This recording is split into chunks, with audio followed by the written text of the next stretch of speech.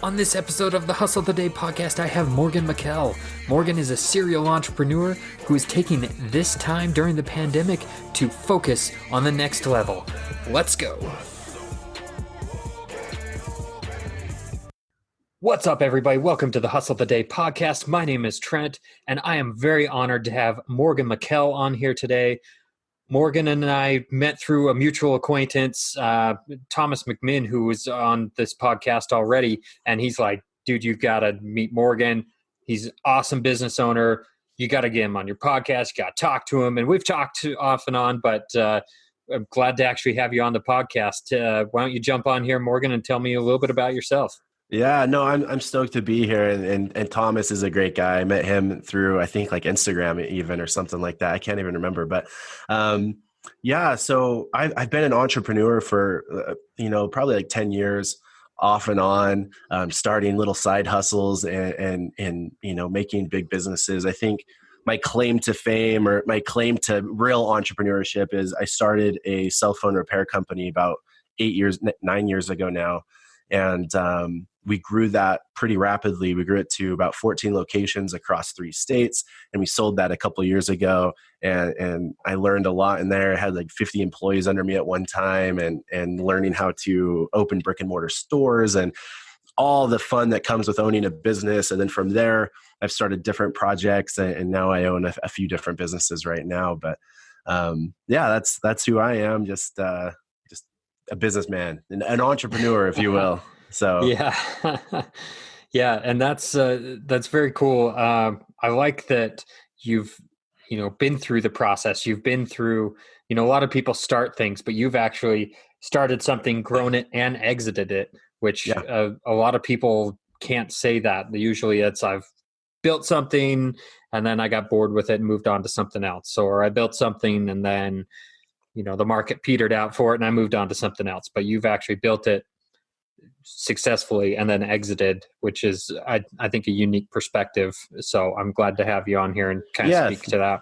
Yeah, for sure. No, that it's, I work with a lot of business owners and entrepreneurs, small businesses. And you're right. A lot of people don't really get to exit, I think, in the way that I've been able to. But I have to say, it wasn't just me. I had a great team with me, my partners, my business partners, and I couldn't have done that without them whatsoever. And so it wasn't just me. I had a great team to help me through those processes, which I think was awesome too. So shout out to my great team at IQ Repair. So that's awesome. Yeah, gotta remember the people that helped you get there. So since you do have a unique perspective on this, what would you say is a challenge in business that you never expected to encounter? Yeah. So when we started our business, I think there's so many ways to answer that question, Trent. Like, I'll start here. I'm just going to kind of talk through my thoughts. One of the biggest challenges was I was just a tattooed punk young kid that, we had this cool product that we knew how to fix phones. And, we wanted to open a business. And then all of a sudden we started hitting these walls, if you will, these challenges of how do you grow and how do you not grow on credit and how do you grow the right way and how do you open locations and how do I go sign a 5-year lease somewhere when at the time I had never even bought a house or anything. And here we are signing contracts away to these big corporations and saying, hey, we want to grow. And and then all of a sudden inventory, we had over $100,000 in inventory turning every single month over that. And nothing in my life had prepared me for that. It scaled up, but that was a huge challenge. And learning inventory and saying, okay, and not putting all your inventory in one supplier. And because if that turns off, your whole business goes to crap. And that happened to us. And that was super challenging. Or how do you hire and fire employees? That's something I never did. How do I lead a team and show them the vision and hire right and hire qualified? Like that was all new to me. So man, in the whole process, there's 1,000 things that were challenging. Everything was challenging, but we just had to truck and get through it as they came up. And then as we just sucked through it, because that's what I always tell people, just suck at it. As we just sucked at it, it got easier, it got more clear. And at the end of it, it was like, okay, this is how you do it. This is how you expand. This is how you hire. This is how you, right people on the right bus, all these different principles that are universal that everyone knows.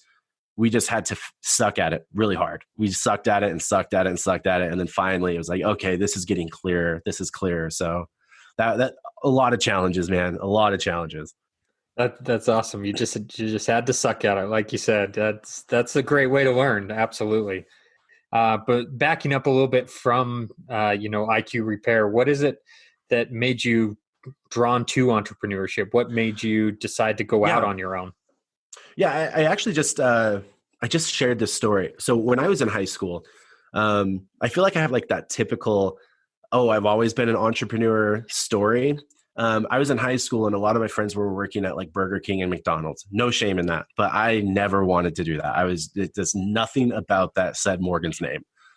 And so one summer, while all my friends were doing that, me and a buddy of mine, Corey Smith, we were like, let's go mow lawns. Just something simple. It wasn't supposed to be anything big or anything like that. And we said, let's go mow lawns. And next thing you know, we kind of owned a company and we bought a trailer and we bought this equipment. And while my buddies were making like $7 at McDonald's, $8 at McDonald's an hour, I was making like hundreds of dollars and I could choose my own schedule. I was my own boss. Like if I didn't want to work, I didn't. But if I needed money, I went and did lawns. And that's really where I think I had my first taste of freedom. A lot of people, when they start entrepreneurship, they want all the money in the sea. Like they start it because they want to like get rich or make money. My why since day one, I feel, has been freedom. I wanted to be able to say, this is my schedule. This is when I want to work. I don't want to answer to someone else. And I've always had a hard time doing that. And no shame to people that do that. It wasn't for Morgan. And so that was my first real taste of entrepreneurism, was high school, mowing lawns and making a lot of money doing it. So that's where it all started. And then from there, before IQ, I was doing other things and I got married really young and I had a kid really young. And so I had to go back to a 9-to-5. I really did. And it always was in me, like, I don't like this. I don't jive with it. I don't like it. And then the perfect opportunity came up where one of my best friends, Casey, he had this idea and he said, hey, let's go do this. And I said, dude, I'm all in on it. And we went all in on it and we never looked back. So, and then since then, it's just been business for Morgan. It's just been entrepreneurship. That's what I jive with. That's awesome. Yeah, very similar to me in that I want that freedom. I understand I'm going to have to put a lot of hours in, but I can craft that schedule around, my kids' games and, the dance recitals and, all those things that are important to me, but I can still manage to put in the work, just obviously on my own schedule. So I definitely relate to the freedom aspect of entrepreneurship. Yeah. And don't get me wrong. When you start a business, there's no freedom in it. All right. Right. when you start a business and you're starting to take, an idea to conception to, fruition, there's no sleep, there's no rest, there's no freedom. You are chained to a baby, basically this baby of an idea to make it work. But the hope is, and what will happen is over that time, it becomes sustainable where it should run itself. And I think that's a part of what business owners kind of miss out on, is they still just grind and they get stuck working in their business rather on their business. But for me, it was, how do I make a business that's self-sustaining, runs itself? I don't have to be there. And so that should be the goal for everyone. And that's where that freedom comes from.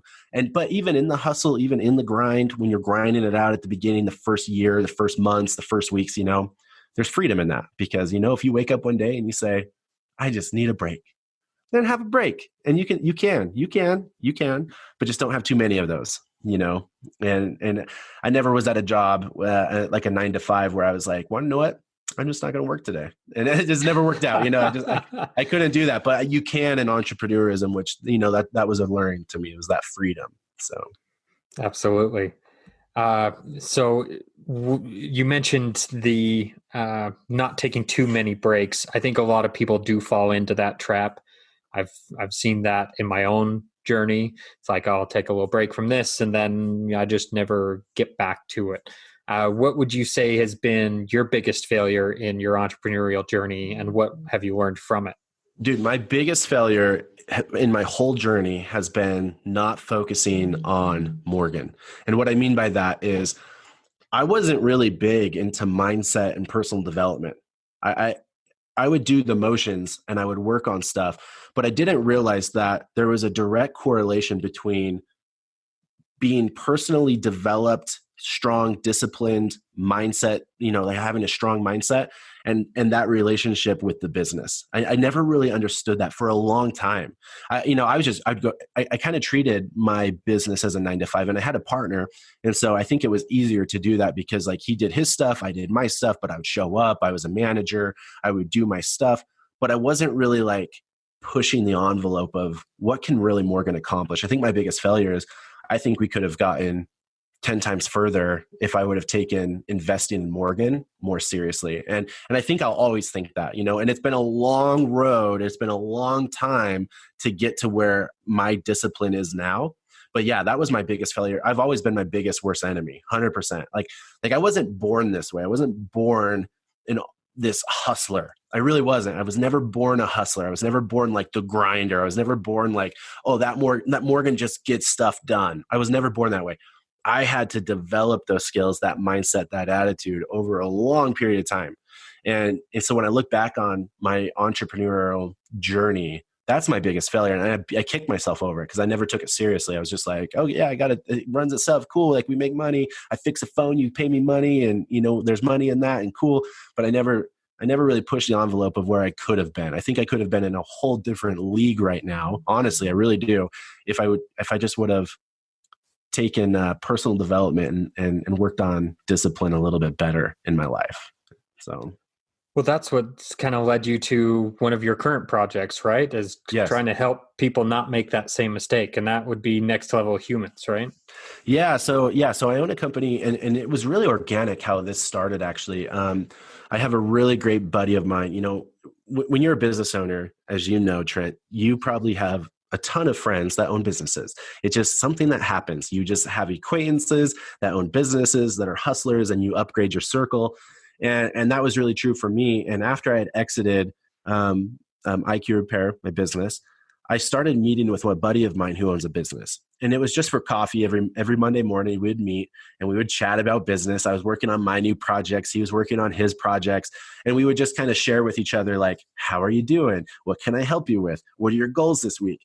And before long, we looked at each other and said, man, everyone needs to come to this because I look forward to my Monday morning, 7 a.m. Like every week, I look forward to it. And from there, next thing you know, we had more business owners coming and then more people coming in. And then everyone wanted to date Morgan. I have been through the gamut, if you will. I've started a business. I've been through it. I've had employees. I've been sued by crazy people. I've been through the ringer.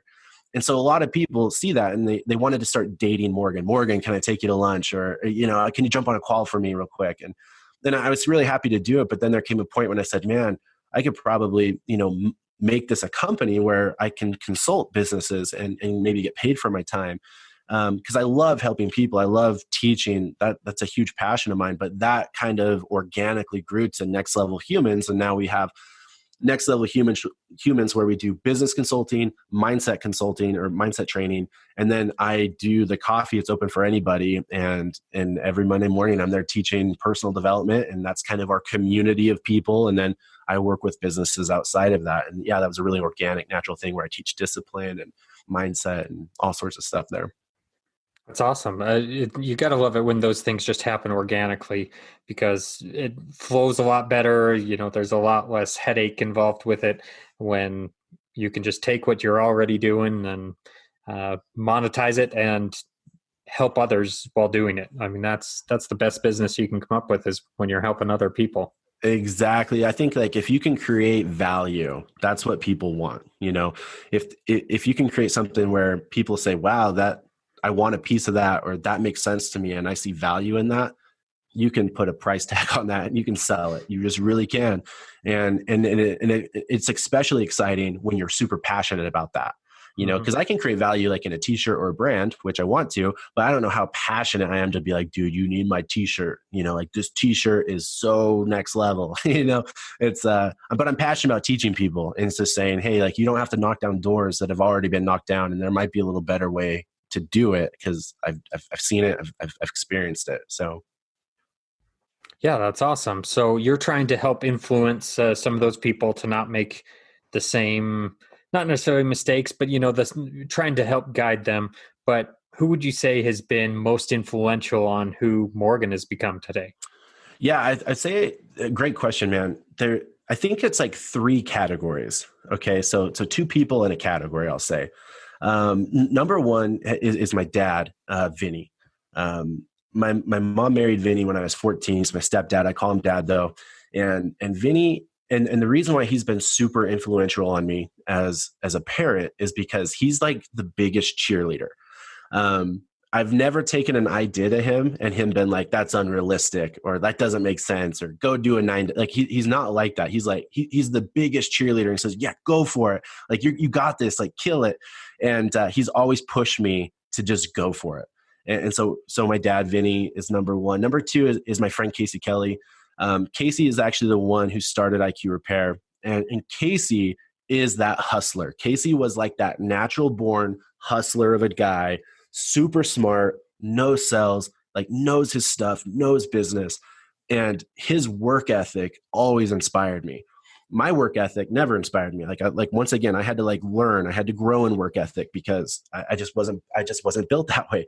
But Casey was. And so Casey was probably the number one influential persons in business and, work ethic for me to inspire me to say, get the grind on, put in the hard work, put in the long hours, go the distance, keep grinding. And that's Casey Kelly. And then the third one is, we live in an awesome time on social media. And there is 100 different influencers out there. And I narrowed mine down to a few different people that I really jived with. And so I'll just say some Instagram, Facebook influencers that are just super inspiring and they hold the torch. And I say, and Morgan says, man, I want to be like that guy because I can see what they're capable of. And in my head, there was a point where I said, there's nothing different between me and this dude that I love who has millions of followers. And I said, I can do that. And because he's just like me, I can see that we have the same tendencies. We talk the same. He had the same kind of similar backstory. And I'm like, oh yeah. So the influencers out there for sure, huge influence on me. I recommend everyone choose a couple. Don't get caught up in following 50 and trying to be like all of them. Like choose like 3. Choose go to Goat Mountain and your favorite 3 and just listen to what they say and do what they say. And I get inspired by those guys all the time. They're super influential in my life. I don't even know them personally, but I follow them because it does inspire, it does motivate, and it makes sense. There'll come a point when real recognizes real, and you've been through the gamut and you've been through the journey, you've been through the mud, and an influencer will start talking about that. And you say, dude, this guy knows what he's talking about because he wouldn't say it that way unless he's been through it. And so your BS detectors on influencers, but choose the ones that are real and start recognizing the real and that they've had a huge influence in my life. So. Very cool. So you touched on something that I can completely relate to is, last year I met Andy Frisella. Oh yeah. And I'd put him on this pedestal of, he's superhuman, like he accomplished all these things. And I met him, I'm like, dude, he's just a regular guy. Like he's just like me. If he can do it, I can do it too. Like it's absolutely true. All these people that you look up to or you idolize or that you think are just superhuman, for the lack of a better term, they're really just like you and I. They 100%. just had a dream and they never gave up on it and they wouldn't take no for an answer and they went after it. So dude, 100%. And I fell victim to that a lot, that same mindset of, man, these people are so much better than me. They're so much smarter and they can do so much more. And honestly, the difference between those people that you have on that pedestal and you is action. Is literally they're just doing it and they're going to suck at it and they're going to keep putting it out there and they're going to keep releasing podcasts and they're going to keep releasing videos and they just have a voice and they're just doing it. That's the only difference. That's the only difference I've seen so far. Absolutely. I agree. As you said, with IQ, you just had to keep sucking at it until you figured it out. And that's what a lot of people do. Yeah, there was no Um, manual. There was like no yeah. manual that you get when you get a business where it's like, oh, you got to pay payroll. How do I do that? And you open it, and it's like, oh, okay, this is, you just had to suck at it. You just had to figure it out, you know? Yeah, absolutely. So we're right now we're talking during a very unique time in history of we've got the COVID-19 pandemic that has shut down a lot of businesses and everything that's non-essential. So I want to get your perspective on this. What's something that you've learned from the previous companies you've worked on? We've only touched on a couple of them, but what what have you learned from that would prepare you for this time right now? Yeah. So anytime there's been like a hard, let's say, setback or a struggle in business owners, high performers, people that are doing what we do, crazy people like me and you that just decide to go own businesses, right? We get super creative. We have to. We have to get crafty. We have to get creative. And you know, for example, when I was buying our inventory, our supplier was in China, and one of the first years that came around, we realized there's a Chinese New Year, and everything in China shuts down, completely shuts down. And we went to go buy inventory, and they're like, "Hey, it's going to be like a month out." And we're like, "No, we need parts like in a week. We can't be a month out. We're going to run out of parts." And during those setbacks, those hard times, we had to get creative and say, okay, we got to find something else. And we went to work, and we found US manufacturers, we found other manufacturers, and we had to get really creative with what we were doing. And so those little things, and especially right now during COVID-19, where you literally can't go to work, and if you're non-essential, right? Business owners are having to get creative. They have to pivot. They're having to learn what makes the most sense right now. And I've seen it. I've seen it left and right. You know, I've seen crazy stuff to like really cool, interesting stuff to, things that make sense. And what I mean by that is food places where you can't go dine in. I have people in my friends circle alone that now all they do is takeout, and they never did takeout before. You know, they were a diner, they never had like a takeout, but now those companies are going and saying, okay, we need to figure out this takeout game and or deliver game. This, we got to deliver and no touch delivery where we leave it on the steps. And so they've had to get creative in how to get their product out to people now that everyone's just online, no one's going into the city and those things.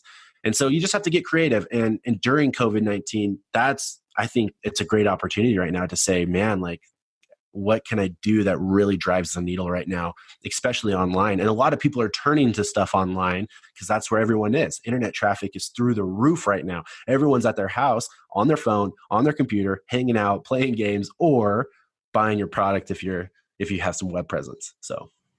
Absolutely. And I've loved seeing some of those companies, specifically the restaurants, pivot in that way. There's been times where it's like, oh, I really wish this place had takeout. And now I can get it, which has been awesome. I can still support somebody through this time, but then I can get what I've wanted all along out of it. So yeah, there's been some super fun creativity too. Is this kid friendly, or can I talk about something really funny right now? You do you. Okay, so the two of the coolest pivots I've seen have been in Portland, Oregon. Okay, Portland is known for strip clubs, and there's a strip club up there that has a drive-through strip club now. One of the coolest pivots ever. It's like in this big. It looks like one of those big metal things, but they have stages on each side, and it's literally a drive-through strip club. How cool is that, though, as a business owner saying, we can't have people coming in, but they can drive through this, right? Same area, Portland, Oregon. They did the same thing with a different strip club where rather than Uber, they called it Boober, and the girls deliver it like in their bikinis or tassels or whatever. And I was just like, dude, that's where the creativity comes from. Looking at that as a business model, it's just cool because it'd be easy. It'd be easy to say, okay, well, we're shut down. Everyone go home. Like, I'll let you know when we can open back up or even close our doors. But then you have these funny business owners that are just getting creative and say, no, let's push the needle. Let's take that one step further and see what we can do. So I thought those were two really cool pivots that I've read in the news lately. Yeah, So those are very unique instances where you would think that they would have to shut down, but exactly. you love to see the creativity that some of these business owners are coming up with during this time. Yep. Um, but speaking of this time, what do you think is going to change permanently because of this pandemic? Yeah, I don't know if we'll ever go back to a normal. I don't know if that will ever happen. I think two major things are happening right now. The biggest changes that will happen is this. I think businesses realize a lot of people can work from home and they can still get stuff done. That's number one. And number two, I think businesses are going to realize they might not need as many employees as they currently have. And they're going to say, man, we went from 100 people staff down to a 50 people staff, and we still did it. We changed some roles, we added some more things, we automated some things. So I think those might be the two biggest changes. Number three, well, I don't know how a third one. And number three is online. I think everything is being so digitized right now, where we have to have an e-commerce site. We have to be able to support people electronically through video calls, through email, through group chats or Zoom calls, And so those are the three biggest things. Is I think that people are going to realize, we don't need a lot of people anymore. A lot of people can work from home, and we can change our business model accordingly to that. I don't need people coming in and they can just work 5 hours a day or whatever, and everything's going digital, because the majority of companies that I know that are staying open right now have completely changed digital, and they're offering things digitally and being able to provide their service or their product through the internet. And Yeah. those are the biggest things that I have currently seen that I think will be lasting changes going forward. Yeah. And, we talked a little bit before we started recording about, networking and things like that. And I think there's always going to be a place for that. But for example, your Monday morning coffee meetups, they're now on a Zoom call. They're all Zoom calls now. Yeah. They're all Zoom calls. And that might be a lasting thing, if we get through this, because I've had people join from everywhere from Michigan to Washington State in those coffee meetings now, just friends of mine or acquaintances or network, just people that I know.